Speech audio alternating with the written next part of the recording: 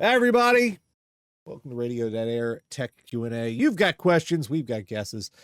I'm Nash. I've been doing Radio Dead Air for ages and ages. In addition to that, I'm also an IT professional. With me, as always, my producer, Mike Gearman, who works in IT. If you have tech questions for us, you can send those to requests@radiodeadair.com. We will attempt to help you out for them. Got some news stories tonight as well. And they're tech news stories because absolutely nothing else has happened in the world today. Nothing I'm going to fucking talk about tonight. That's for damn sure. All right, let's see. First of all, Jesus Christ, how the fuck did this happen again? Oh, again, this happens every goddamn time. Make sure I've got the right stories and everything ready. We're right here. So, we've had another hack. I hope none of you were on AT&T. Some of you statistically are on AT&T. 6 months of call and text records taken from AT&T Workspace on their cloud platform. And this is... Now that sounds bad. Oh, it's very bad because this is like, quote, according nearly all AT&T customers, nearly every single last one of them. Now, what's been taken has been their call record, not the actual content of the calls or the content of the texts, but who you called, who they called, who they texted, how long the text or how long the call was. It does not include social security numbers, dates of birth, PII, which is personally identifiable information, or the actual timestamps. It says like dates, but it doesn't say at 12:30. Yeah. But it does include phone numbers. And now, because it's relatively easy to look up someone's phone number on a number of services and get a really good guess as to who it is, there's all sorts of useful information that could be done here by someone who, I don't know, wanted to blackmail people because they got all of AT&T. There's possibly going to be a data filtration problem where they got to go, okay, we got to find someone interesting here, something we can use this for. We've got too much data. Yeah. It's such a broad amount of data that sifting down through it and getting granular with it that's going to be difficult to do. Finding someone worth, So it's basically, unless you knew someone's AT&T, if you have this data, unless there was someone you were specifically trying to target, you knew their number, and you wanted to see, hey, is this person whose number I have regularly calling this other person whose number I have? And then you can just go and crunch the data and go, yes, no. It's not.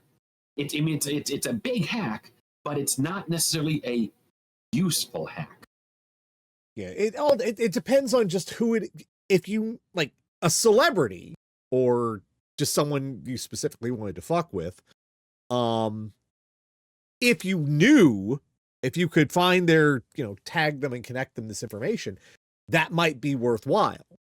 But now, that said, given that there was a previous leak that hit 7.6 million AT&T users and 65.4 million former AT&T users, if it was the same group, maybe they could put a bunch of stuff together and get a lot more useful data. And also another one that people pointed out that this is a concerning one about is journalists. Especially if you're a journalist who's operating in countries where, well, they don't like people talking about the stuff the government does because, bone saws. That could be particularly concerning in this instance as well. How the fuck did this happen? Fucking AT&T, man. So what it is, and this is not just a corporate problem. This is a government problem as well. There was a story that came out this week about a government agency, unnamed, that a red team owned for months. And a red team is a specifically government group that comes in and tries to hack the site, the agency, to make sure that they're secure. And they owned the place for 4 months and were able to daisy chain over to other agencies. And it's because no one wants to pay for this. It doesn't, on a corporate level, it doesn't increase shareholder value really, because the corporation doesn't really, they get dinky slapped for a hack like this, but they don't actually suffer for it. In the US, at least. In the EU, maybe there's greater penalties. And in a government, part of the problem is it's a necessary job. It's a required job. There's all sorts of rules and regulations says the job has to be done. No one wants to do the job. It is dead boring, and it is a dead end career in a lot of ways in the government. It's the fact that they will not reinvest in critical infrastructure for the companies like this, because why bother? Oh, yeah, they won't. Well, they won't invest in rolling out their own capabilities, increasing their own capabilities, much less their security. So, yeah, I mean, they look over at a company like Boeing, which was getting busted for willfully defrauding the United States of America, and they get hit with a fine. Yeah. That is that's concerning about stuff like our data security and other kind of security stuff we trust companies with. We're trusting them, but no one's holding them to account.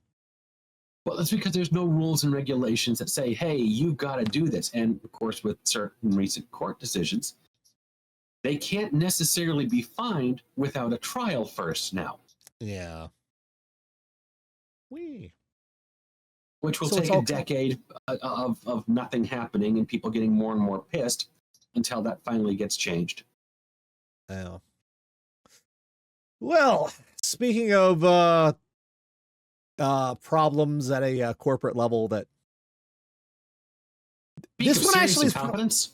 Yeah, and this one, not only is this story part of what's on Tom's Hardware, a pretty good video series on YouTube, Level 1 Techs, also covered what's going on here. Reached out to a lot of game developers, checked their diagnostic data from end users, and also their data for their own servers that were hosting Intel's Core i9 and i7 13th and 14th gen CPUs. And there's a bit of a problem, and it's more than just the power profiles. Warframe keep crashing. Yeah, Warframe developers have reported that Warframe player crash statistics and even developers experienced the same issue, and this was with the 13th and 14th gen CPUs. Now, it's also of note, the 12th gen CPUs do not seem to be having these problems. They're on the same platform, but they're not having these kind of issues. Furthermore, this is not an overclocking thing, because because they've been not overclocking and still crashing. Maybe not quite as often, but still pretty frequently. On the corporate level, a lot of game developers, instead of springing for Xeons, they've been purchasing stuff like the i9s, the 13th and 14th gen i9s, because they're a whole lot more cost effective. Because compare the price of one of those to a price of a Xenon, it's a lot more cost effective. Plus, you don't have to use ECC RAM with it. No. And also there are WSKU motherboards for these. Now there are different. H is like the entry level for, I think it's H, and B, I forget the suffixes for the chipsets for the Intel motherboards. H and B are like entry level ones. H is the entry level one. B is the higher level enthusiast. Z is the one that can overclock. And Okay. W is a workstation. If I'm correct on that one. These companies have been using W SKU motherboards. They can't overclock. Even if the processor is a K SKU from Intel, like a 14900K, 13700K, even if the processor itself can overclock, the motherboard is not unlocked. They cannot overclock the processor. So this is happening without the processor being overclocked. This is happening with supposedly normal power levels and usage. No extra bonus stuff here. They found some of the ways they could get these after a while. They start misbehaving. One of the ways they can get these to behave again is to downclock the DDR5 as low as 4200. And considering, that's base level DDR5. I also saw that there was a BIOS update that seemed to help. But they say seem to help because they go, well, it's crashing less often now. It could be the BIOS update, or we could just be getting lucky. And Intel has been reaching out to some of these game companies and being like, okay, well, we'll replace your 13th gens with 14th gens and it'll be fine. It's not been fine. It's not been fine. See, the 12th gen and the 13th gen are two separate architectures. They're very closely related, but they are two real, actual different generations as Intel delineates them. The 13th and the 14th, however, are the same damn processor. It's just the 14th gen are what they call binned. That means they sort through them and they find the ones that can handle higher clock speeds, and they denoted those for being 14th gen, even though under the hood, they're technically still the same silicon. So 13th and 14th in this instance might as well be the exact same line of CPUs. This is also, Intel has just sort of been kind of playing at this and then backing off. We're going to support this and we'll have new BIOS updates. But as for the existing CPUs that are showing this instability, what Intel plans to do about it is, let's see, while Warframe development team was able to fix with their own in-house Intel crashing issue, not the same story being reported by others. Just yesterday, we reported on Alderaan Games, it's Tom's Hardware doing the reporting, developer Path of Titans experiencing a 100% crash rate with seemingly any server or development PC using a 13th or 14th gen Intel CPU. They even though the CPU seemed to be deteriorating over time. Thus, they have pivoted their server backend entirely to using AMD systems, deeming Intel's latest desktop... Pardon me. Excuse me. Sneezing. Deeming Intel's latest desktop socket releases, quote, defective. Defective. Not good. Yeah, I mean, if you've got a CPU running for a while and there's a chance that Wendell at Level 1 Tech said the failure rate has been approximately 50%. Half of them have been running with no problems, and half of them have just been going nanners after a certain whatever amount of time. That could be a heretofore unknown manufacturing defect. It could be something in the game that is triggering something, and the 50% that aren't crashing are going, yeah, we're not playing that map.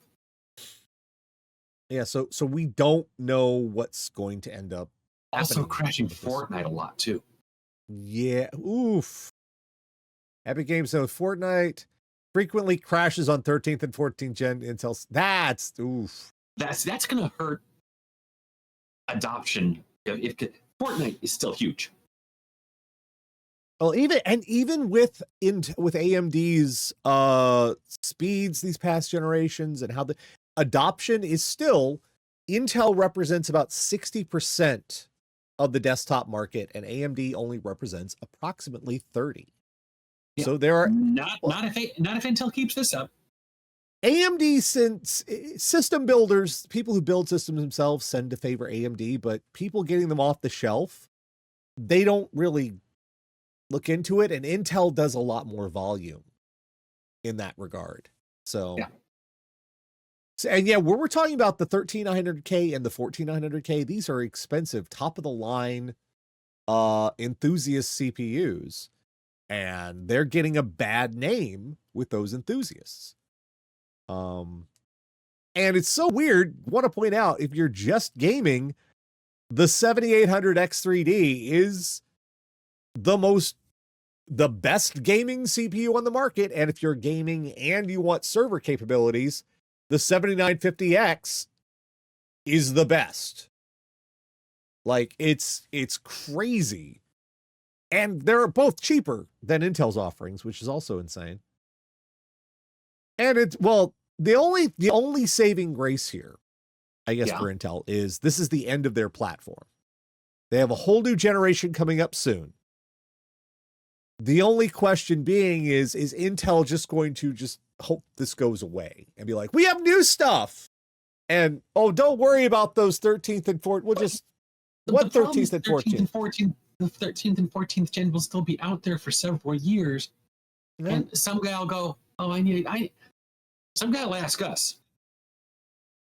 Yeah. Oh God. Oh, yeah. We're gonna get it. We're gonna hear about it. And we're gonna say, oh yeah, no, you can't stay away from the 13th and 14th gens.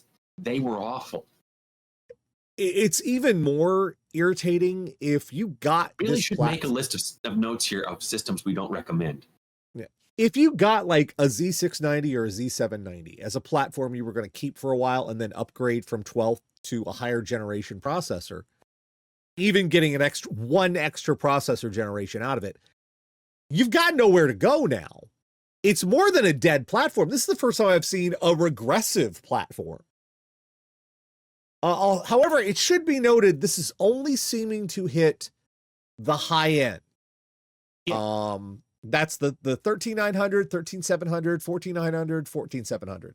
If you have like an i5, 13th and 14th, that doesn't really appear to be affected. And also, to make this even more confusing, some of the 13th generation parts are actually 12th generation parts. They did the same thing with the binning.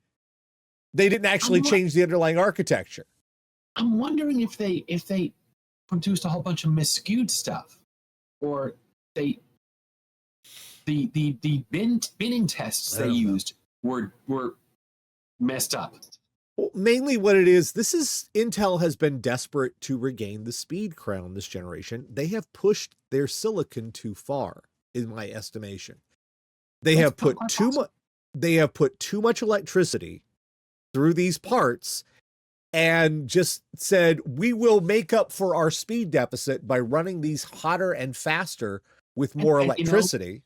That would explain why it gets worse over time as well.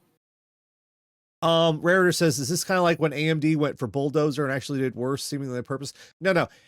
Bulldozer was an accident. And even the bad Bulldozer CPUs were all functional. They all worked. They were not defects to them.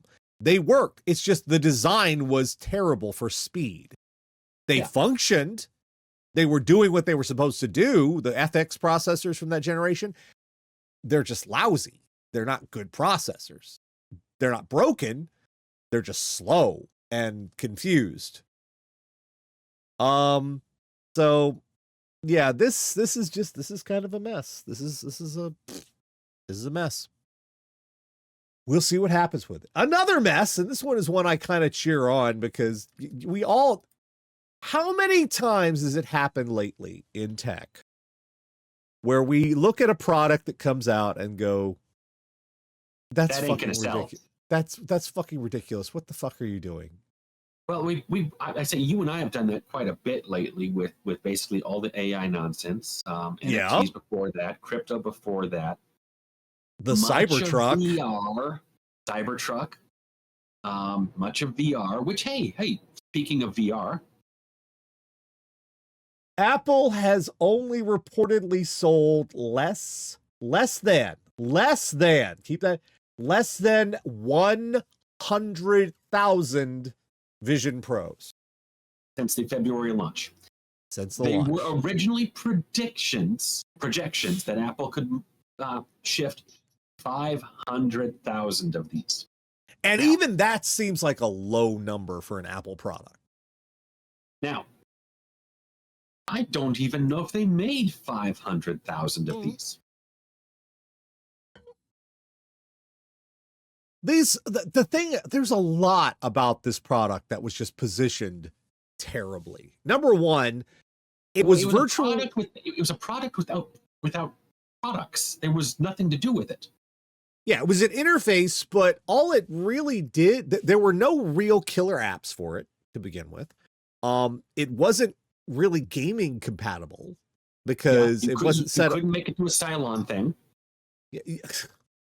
You couldn't. There was nothing, even in the existing VR games, it wasn't really poised to connect and work with those the way it was before. The big thing it had going for it was, hey, you've got a virtual monitor.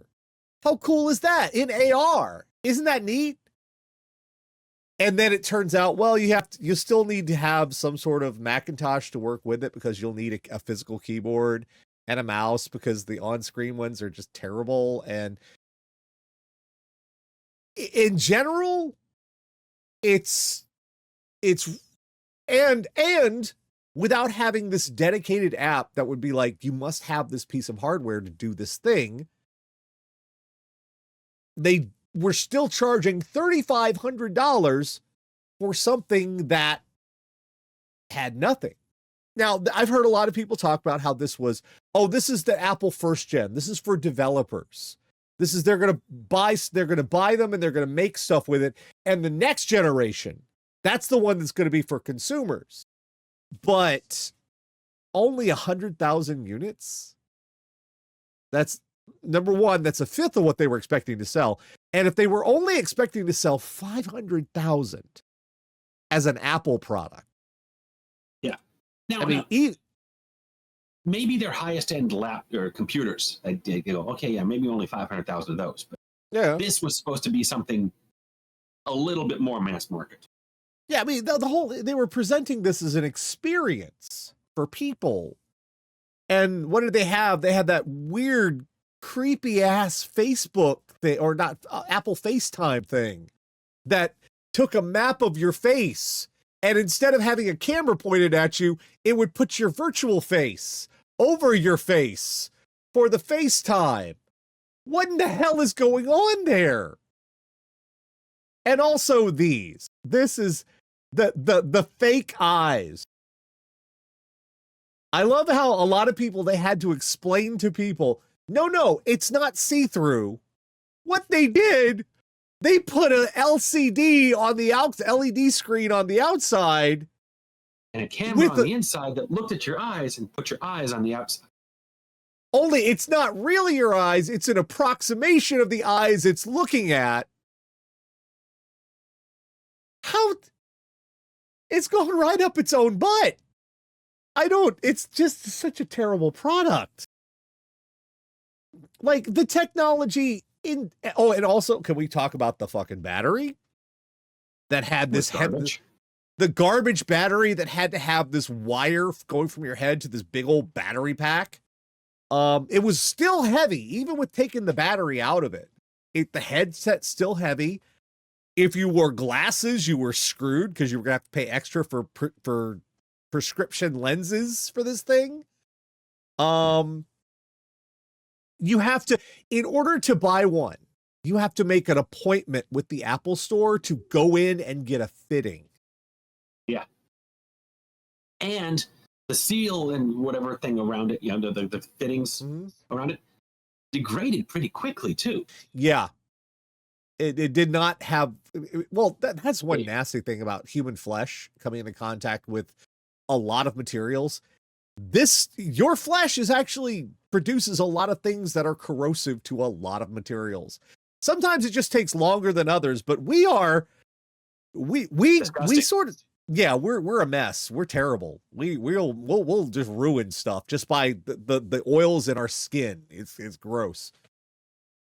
So just the I don't know what Apple thought was going to happen here. That they say that they're going to have a second generation coming out that they're trying to make cheaper with cheaper components. They want to sell it for half the price. But even at what that'd be 1750 or 3500, so yeah, 1750. Even at 1750, that's still twice the cost of one of the most expensive phones you can get. And they still haven't justified this thing's existence. Nope. With killer apps, with something. Yeah. Like, I mean, think of it, when phones came, you had initially when phones came out, you had a smartphone. It's got a browser built into it. It's got your messaging. They added FaceTime. They added it did your phone calls. It was an iPod and a phone, which was part of the appeal of it. You had it all in one thing. And it has the internet, and it could do other things. It could do infinite other things eventually later. And people were firing off apps left and right that were doing new and neat things with smartphones as they came out.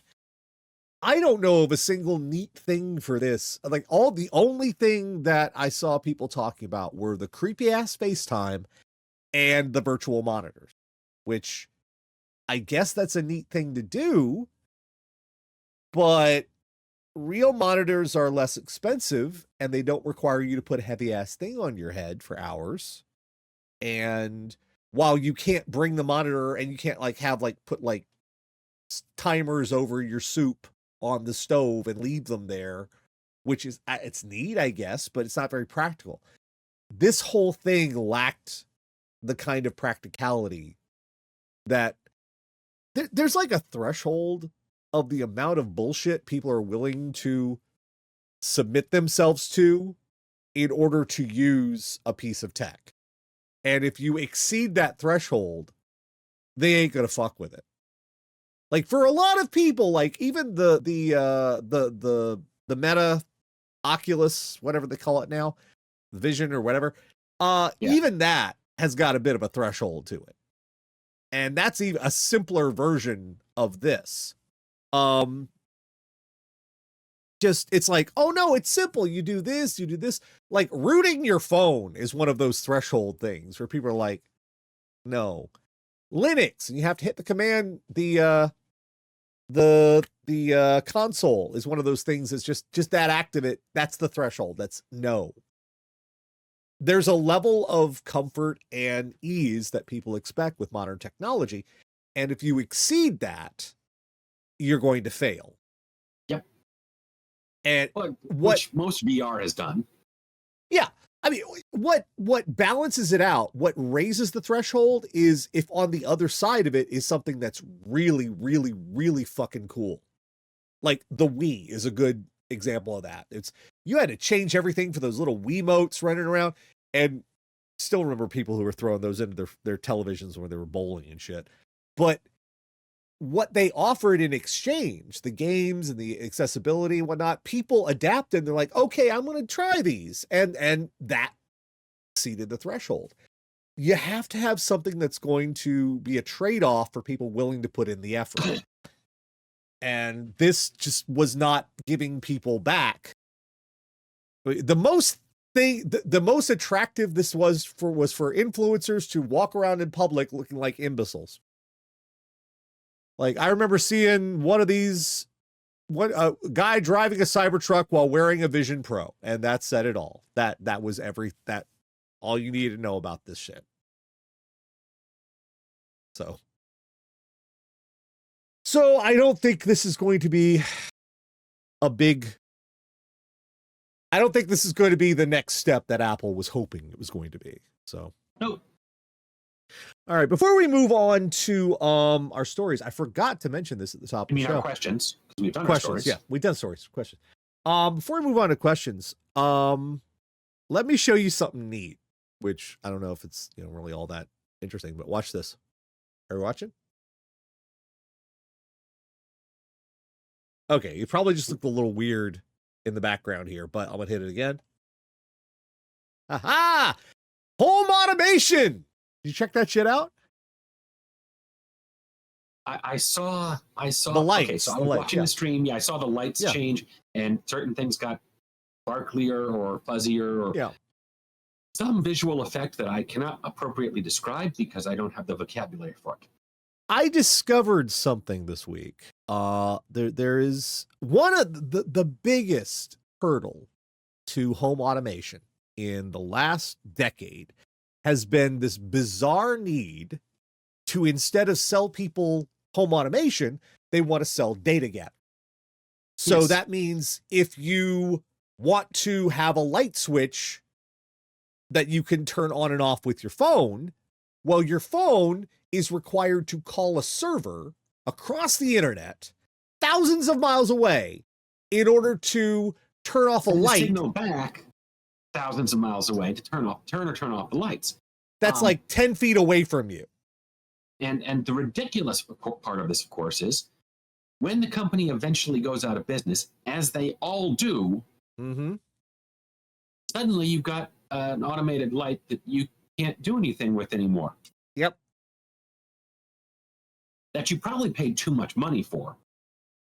And they all want... You really shouldn't be buying an automated light bulb. You should be buying an automated light socket, which you can put any bulb in. And they all wanted your login information. They wanted telemetry from you at all times. And it just, it's like, this is ridiculous. But what I found, there's a good and a bad here. Messing around with my new Stream Deck, and I've got the new audio setup and whatnot, I saw that there was a plugin on the marketplace for something called Home Assistant. This is an open source server that has its own plugins for tons of different devices out there, some of which are not supposed to be available to work openly. They can make it do that. I mean, you poke at something long enough, you'll figure. Yeah. Because let's face it, most of these home automation things do not get firmware updates. They do not get patching. So the fact that someone has pried it apart means now everyone can pry it apart. And they have reverse engineered a lot of these proprietary systems. And now they have access to, they have this open source server. You can set it up at your own home. You don't have to connect to across the damn internet anymore. And all of your automation stuff, all the stuff that we're connected to Google, like Google Nest and Google Home and Alexa and all that, you can just put it on your own. No more logins except for your own security. Logging into your own server at your own house with your own setup. It's very neat. I am able to control these light sockets I got, which were not real expensive. I'm able to control these, like Mike said, I did get sockets, not bulbs. I can control these sockets with my Stream Deck now, or I can do it with my phone, or I can go through a browser and do it because now they're connected to, I put it on the same server we have our Plex server. It's really neat. That's the upside. The downside is it's open source. And it works like open source. Which means the user interface could use a lot of work. Mm-hmm. Something about open source developers, they assume a level of competency far in advance of what the normal computer user is capable of. So there is an exception to that, I found. Oh, well. And you might disagree that this is open source. Yeah. But it is game add-ons because they basically has to be published and you can look at all of the scripting in the add-on. Yeah. There's a number of very, very professional, like one-man job or small team job add-ons for games that are just really smooth and polished. And it's probably because the person who wrote it goes like, wow, that UI sucks. I can do better. Yeah. But also they're building off an existing game.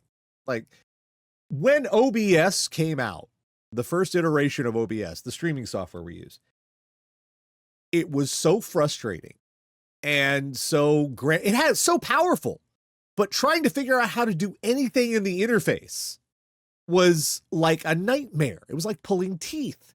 That's why software like Wirecast remained really popular, even though it was expensive, because people could goddamn use it. It took till OBS Studio was released, and now for OBS to be a whole lot more accessible for most people. Linux has a lot of the same thing.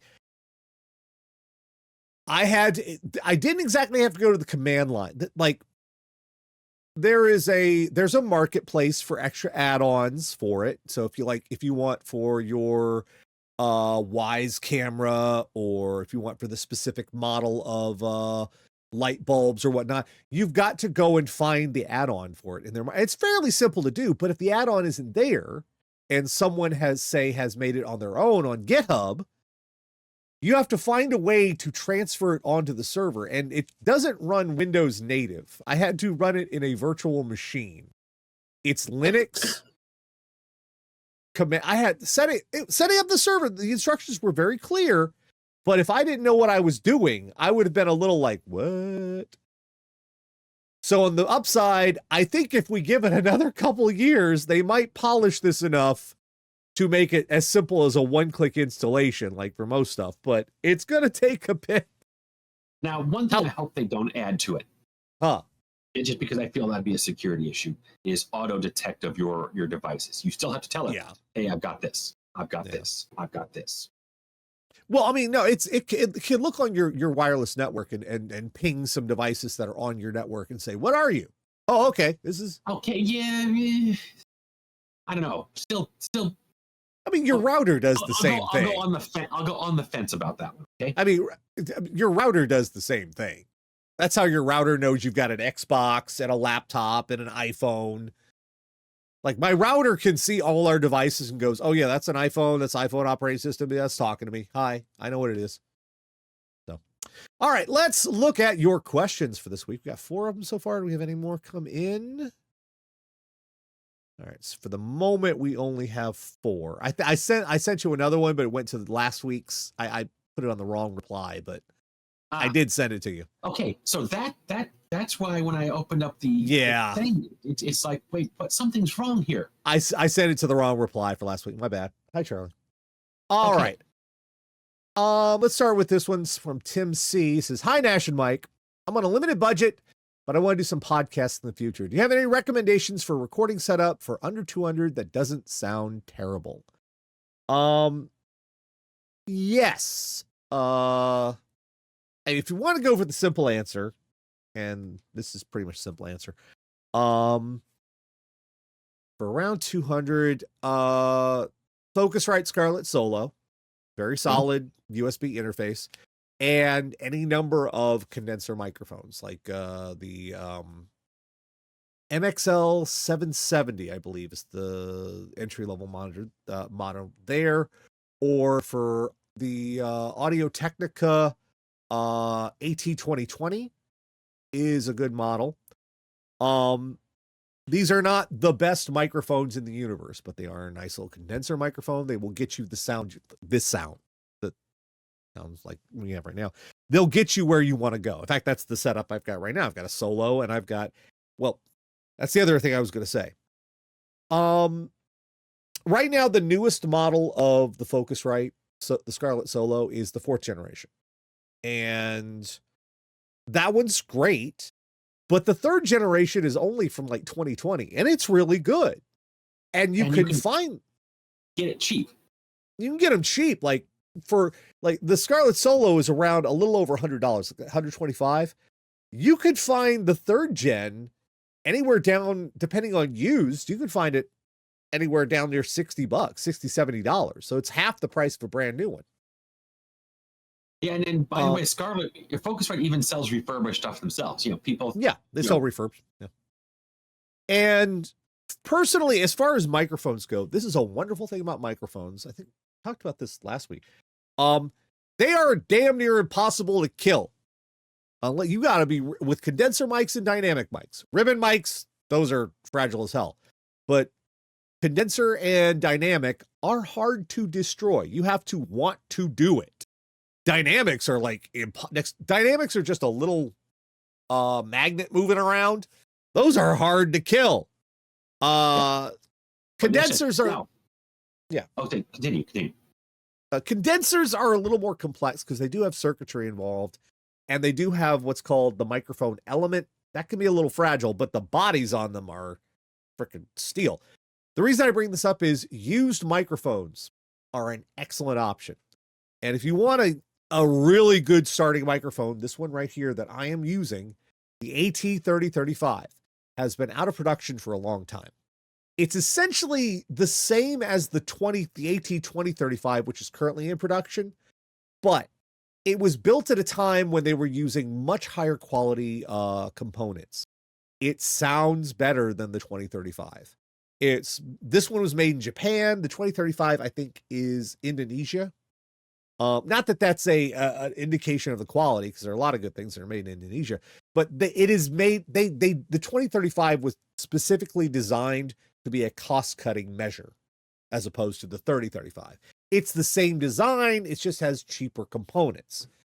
You can find a 3035 for under $100 used, in excellent shape, still functional, going to sound just as good. In fact, in some cases, better. Femboy Connoisseur, you buy a third gen Scarlett Solo bundle with a condenser and headphones for $175 on eBay. You can, and I'd say that bundle is not too bad, but that microphone is not the best. That's sort of very super entry level microphone that comes in that bundle. I would, for my money, I would buy a used third gen Scarlett Solo, and I would buy this microphone. That would put you at about, depending on what under $200, that would still leave you $40 left for a decent set of headphones if you really needed that. That's what I would go with, because if you're you don't want to think too much, just want to buy what you buy, then the Scarlett Solo bundles are pretty decent. Yeah. And also Scarlett is nice because they provide you with a number of not only audio tools and a suite of thank you for the bits, Athen Mortis. Not only do they provide you with audio tools and a suite of plugins that will assist you with audio creation, they also that's all free, and it really helps out. There are intricate tutorials about how to make all of these things operate. I mean, the Solo comes with this really good compressor and equalizer, which that's some basic mastering stuff. And they got a couple others too. I haven't looked in a while. I'm still using a second gen, but and the second gen is still pretty good, but it's time to move on. If you can get a second gen for someone to give it to you, go ahead and take that. But if you're going to put money down, don't buy a second gen, get a third gen, because fourth gen is nice. It's got some, in fact, the big difference between the third and fourth gen is the USB connection, I think. No, they're both USB-C. Okay. They're both USB-C. They're both 2.0. The big difference is it has an extra microphone filter setting. The third gen only has a high-end setting. The fourth gen adds a mid-range, so you have two settings there. You get a dedicated knob for the headphones, as opposed to trying to hear the headphones and speakers are on the same monitor knob, and that becomes a problem. They gave it its own knob. They put the XLR connection on the back of the interface, and they refined the line input a bit, and that's pretty much it. They're very close. They're very similar. Yeah. Third gen and fourth gen are very, very, very similar between the two. I want to get a fourth gen, just having a mic port on the back. Oh yeah. For me, I have I got a little adapter, the angle adapter for XLR that just wraps the connection around the back, and that's for me, but I had to get that adapter. The fourth gen having it on the back is a little nice. So anyway, yeah, the Focusrite is a nice one. It's an entry level one, but it's reliable. It sounds good. It's simple to use. It has a good software suite that's included with it. And just for my money, I mean, if you want an example of right now, I'm using an AT3035 right now. However that sounds to you, it's a good mic. And there are some, you can go check examples of it on YouTube. It's worth checking out. It's for the money, it's a good investment. All right, moving on. Hello, Nash and Mike and Floofers. I'm still on an RX 580. Ooh. I can't afford a gigantic card, and I'm willing to buy a used one, and I'm willing to buy one generation older. Can you please tell me what the best options are to replace my card but still get something better? Don't have a big fancy setup, and I'm still on an 8-year-old 1080p monitor. I want to play Fortnite, Helldivers, and Baldur's Gate 3. Thanks for all of this, Stephanie G. Used, one generation back. I mean, a good, you're at a point with the 5800, with the RX 5800, or RX 580, sorry. Anything you get is going to be a massive improvement. Oh my God, yes. Let's see. I mean, just starting off, the RX 6600 is a nice place to start. Let's see. Let's have a look here. Yeah, $200 new if you were to go that route, but I'm sure you can find it used or refurb. Yeah, let me look about used prices. You can go back to the 5000 series and you can find some deals on like the 5700 XT, but I really wouldn't, because it lacked a lot of the ray tracing and stuff. The 5000 series was really early in the first RX. question we should ask though is what? We don't have any details of the system. Can their motherboard handle a PCI Express 4.0? That's a good point. Yeah. That will make a difference on these. What they decided to do, PCIe is one of those things. Okay. Try and break it down here. When you see on your computer PCIe X1, X4, X8, X16, what those are referring to are the number of PCIe connections, physical lanes of bandwidth that connect over to the CPU. And they go there through the PCIe slots, PCI Express slots. If it's X1, there's 1 connection. X4, 4 connections. 8 connections, and 16 connections. They are backwards compatible. So if you have a PCIe 3.0 motherboard and you plug in a 4.0 card, it's going to work. The trouble is the generations 1.0, 2.0, 3.0, 5, 4.0, 5.0.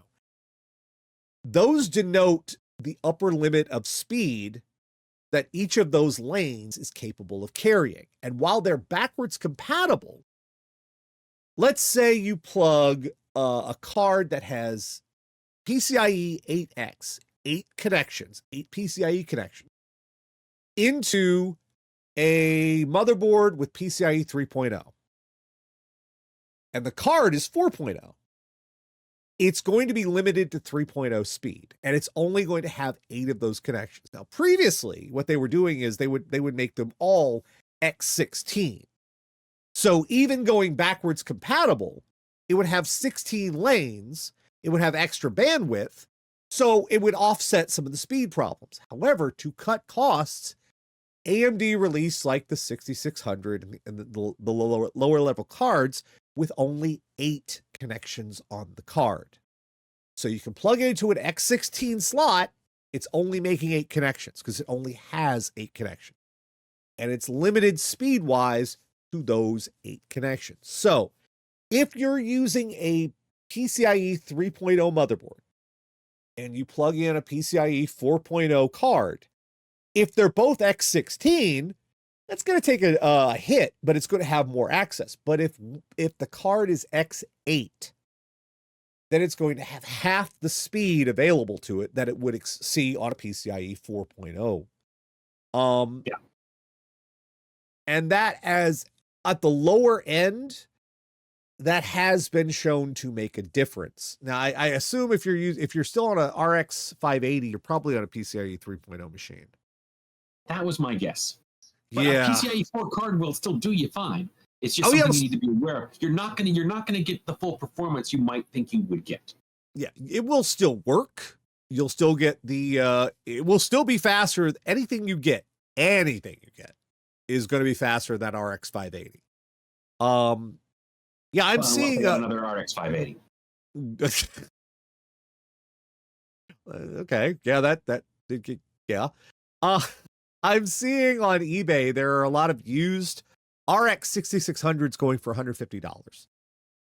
That's a pretty good deal. If you are strapped for cash and you need something that's fairly modern for 1080p gaming, for Fortnite, for Helldivers, for Baldur's Gate 3, an RX 6600 will do the job. You might even be able to get up to medium settings on it, probably. Good chance you can do that. Yeah. You'll have access to both ray tracing, then you won't make a lot of use of it, and FSR. It can technically the RX 580 can do FSR, but probably not well. I don't know you'll need much of FSR at 1080p, but you'll have access to it. So if you want to play something a little more heft, you could turn that on to maybe get you some frame rates back, or improve your frame rate with a little bit of, jiggery pokery. Let's see what the 6650 is at. 6650 is a little bit of a improvement.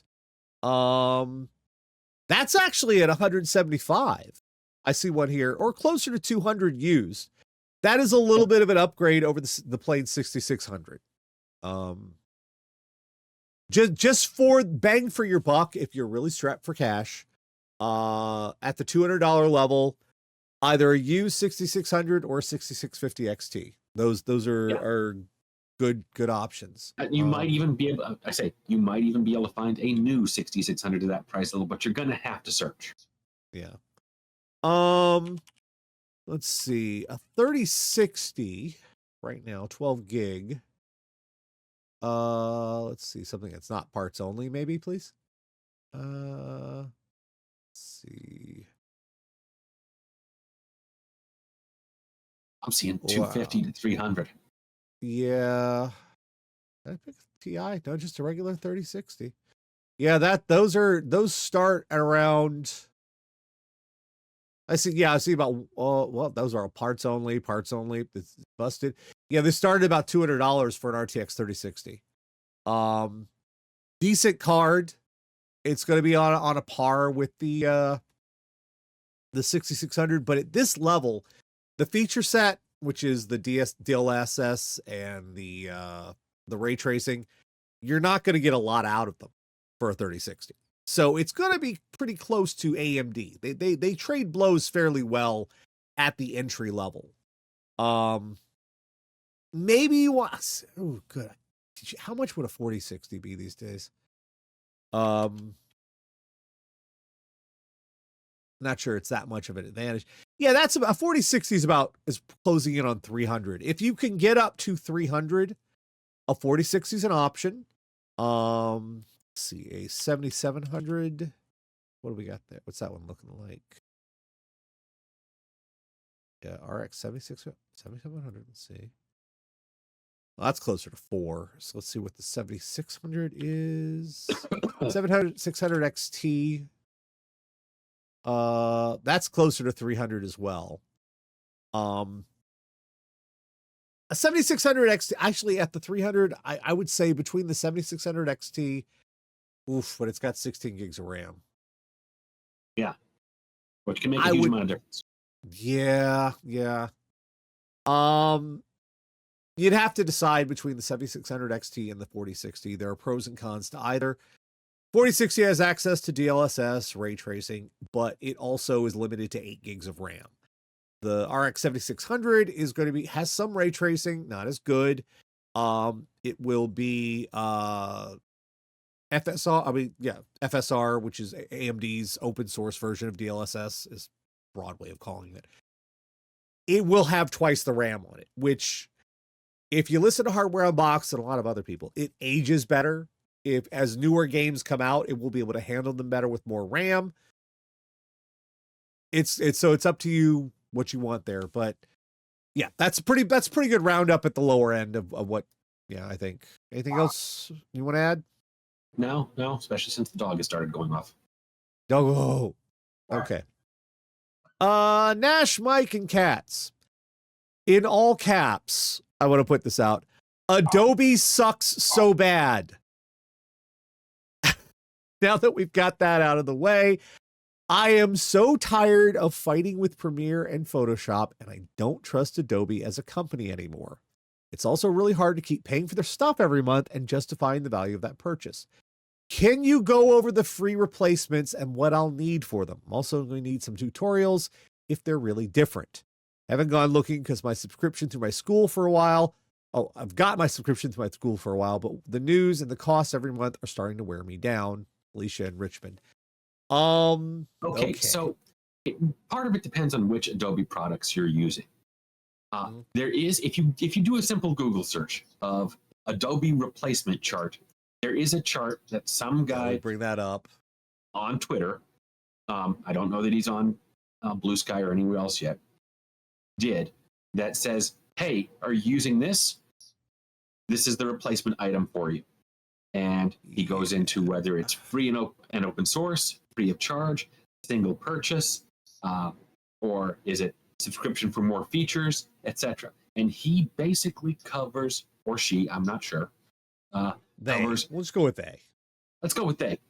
They cover every Adobe product. Yeah, for Photoshop, the main one people talk about quite often is GIMP. I know it's weird. It's for photography. There are other options as well. Paint.net, which is one I use. It's not, I wouldn't call Paint.net a full replacement for, there's Affinity, which is doing bundles and packages and deals, lifetime single purchase, and you get all the upgrades ever sort of deal, because they saw all the heat that Adobe was getting and said, "Hey, I bet we can get some money here." There's one I use it's actually an online one. It's absolutely free. It's called Photopea. You can go to photopea.com, Photopea. And it is Photoshop. It's considered a very entry-level version of Photoshop. It has a lot of the same tools, and you can get a lot of the same stuff done that you can in Photoshop using Photopea. Like you can remove backgrounds and all those other sort of neat things. It doesn't have some of the more intense things. Affinity Photo is probably about as close as you're going to get. But if you don't need all the bells and whistles, Photopea will definitely do in a pinch, and it's completely free. You don't have to, it doesn't cost you a dime. For Premiere, the one that everyone really has put a lot of stock in, I mean, there's Sony Vegas. It's been around for a while, but Sony Vegas, I know Matthew Buck, Film Brain, he uses Sony Vegas, and it has given him so many headaches over the years, crashing and bad software and problems. DaVinci Resolve is the free one that people mostly, it's got both free and purchase versions. DaVinci Resolve is the one that people put on the same level as like Final Cut Pro and Premiere. The trouble there is it is a different experience. Now, they have tried to do some onboarding to move you from Premiere over to DaVinci Resolve, but there's a curve there. They're always going to be, because they do things a little bit different every time around. But Resolve is powerful enough. It handles things. It does the modern codecs and all that stuff. It is it can hold its own. Also, if you want an After Effects to go along with it, there is a mate to it called DaVinci Fusion that does special effects. So it's got kind of the same integration that Premiere and After Effects have. And there's also, they even have an audio one. They have the DaVinci Fairlight, which is their audio editor. And presumably they have some sort of design language between the three that allow you to, intuitively use the three of them together. One would hope. One would hope. Yeah. So those are the recommendations I can make. As far as tutorials, YouTube. YouTube Yeah. is the best resource for this sort of stuff. I mean, it really is the repository of knowledge these days. Yeah, it's wacky how much we put stock in there, but you'll find, oh, hi, you want attention now? Hi. You'll find pretty much tutorials on how to do everything. And I'm pretty sure you'll find some moving from Premiere to DaVinci Resolve videos that will take your hand and walk you through it. So this is about the best I can recommend. You know, just be careful because, you know, it's YouTube and YouTube is awful. All right. You might have to search to find the right the right person to get tutorials from. Yeah. All right. Let's see what that last question was, because I goofed it up for myself too. All right. It's from Jason Jemerson 7046 off of YouTube. Hello, gentlemen and fur babies. Thank you again for your suggestions for a new printer. Fortunately, my bad news, that printer buying plans are permanently on hold as my laptop's on the way out. Ooh, I'm sorry. I'm currently looking for a new one. I have a good clue what I want. My question to you is on antivirus software. I've been using Kaspersky for years, but now in the situation with Russia, Kaspersky is no longer an option, despite it recently being the best antivirus software that I ever owned. I've owned Norton and McAfee years ago, but found their software to be chunky, slow, data consuming, and unreliable. I'd like to hear your suggestions of what antivirus software I should get and use for my new laptop. Well, okay. First of all, Windows Defender is fairly robust and functional. And for 99% of people, well, I wouldn't say 99% of people, but for the vast majority of people, I don't see a reason to use something else unless you really want more functionality than Windows Defender and Windows Firewall can offer you.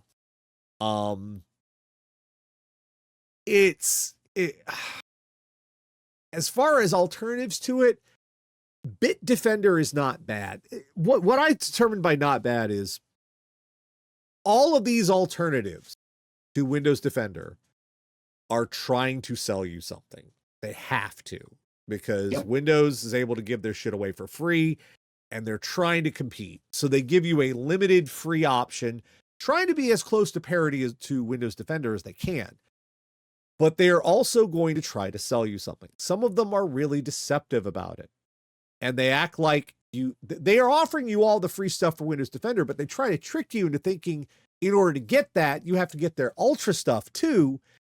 And you don't really need to, but a lot of them.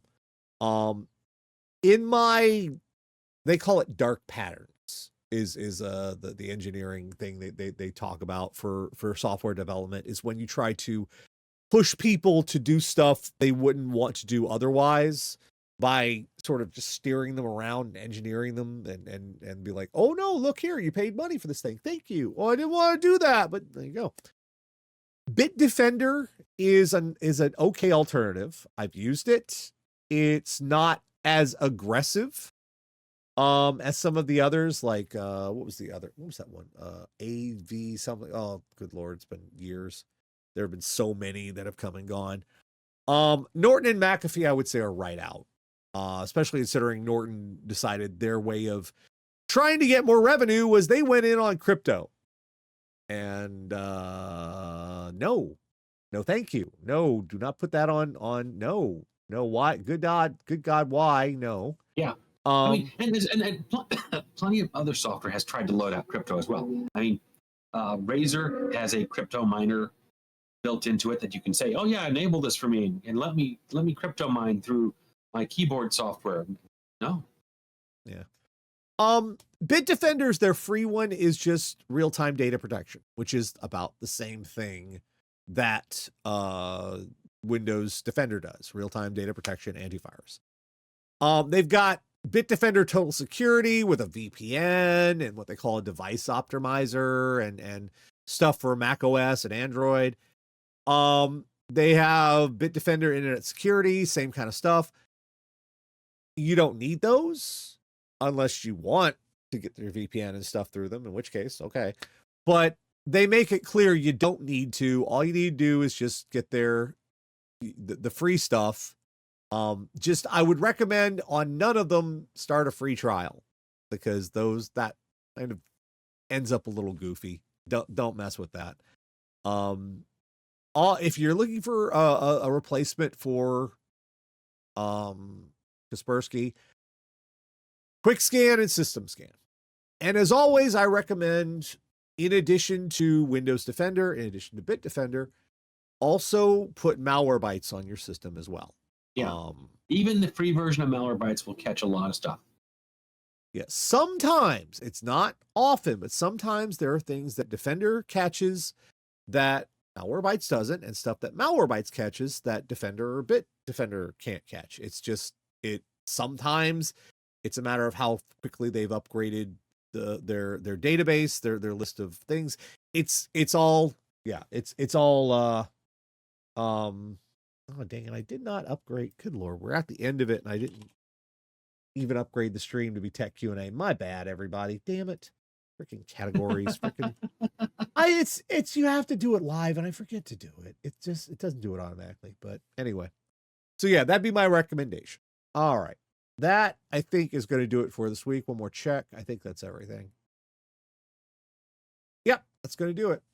All right, folks. I gotta say, Nash, I still see the guitar head stocks sticking up behind you as cat feet periodically. It's like, why is it's a cat doing dead badger impersonation behind Nash? All right. We'll be back next Saturday, 9 p.m. Eastern. If you have tech questions for Mike and myself, you can send those to request@radiodeadair.com or put them in the comments for YouTube. You can put them there as well. Folks, thank you for being with us. We'll see you next time. Good night, everybody.